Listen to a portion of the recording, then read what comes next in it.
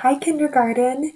This is the first time I'm using this program, and so it's kind of exciting to be able to teach you in this way. Let's do Bible together.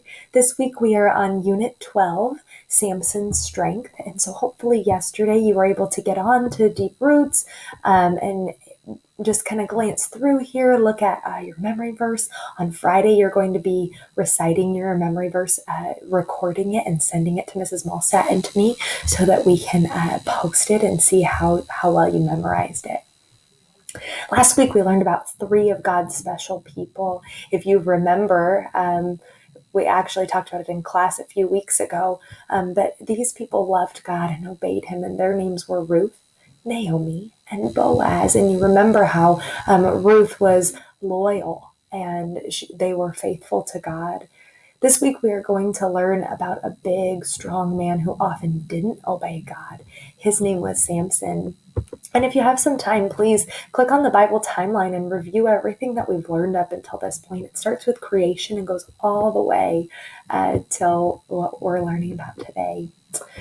While Samson was a big, strong man physically with lots of muscles, he wasn't strong on the inside. He was actually weak on the inside, and this means he was spiritually weak. Did you know you could be spiritually weak?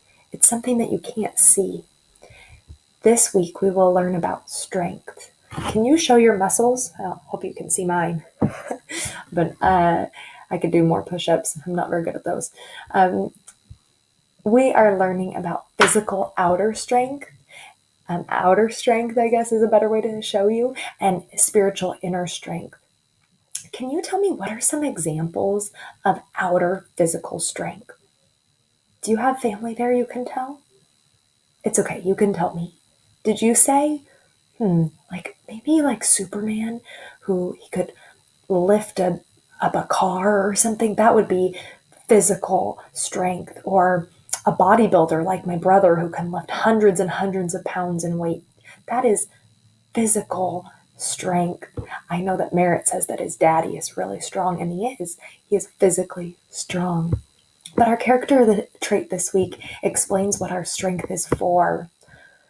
Strength is the help that God gives you to be able to do what is right. We can't do what is right on our own. We need the strength that comes from God, spiritual strength. When we're strong on the inside, with God's strength, we can do what is right on the outside using our body's strength. So I love this image. I want you to take a good look at how the illustrator interpreted Samson. Now you remember that the Bible is true. And so this is a cartoon illustration. He probably didn't look exactly like this, but it still gives you a pretty good idea of how he compared to other people. Samson, the big, strong man that I told you about, is found in the book of Judges in the Old Testament. And here's a man with a gavel. This is like why in phonograms we do Allah.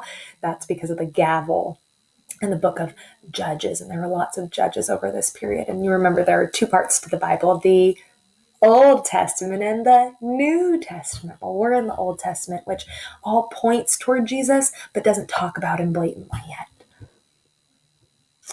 Judges is a book about the Israelites and how they sinned against God over and over again.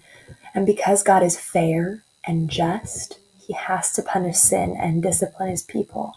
But even though God had to do this, he continued to be faithful to the Israelites and kept the promises he made to Abraham way back in the book of Genesis. Remember when God promised that he would make Abraham's descendants as many as the stars in the sky?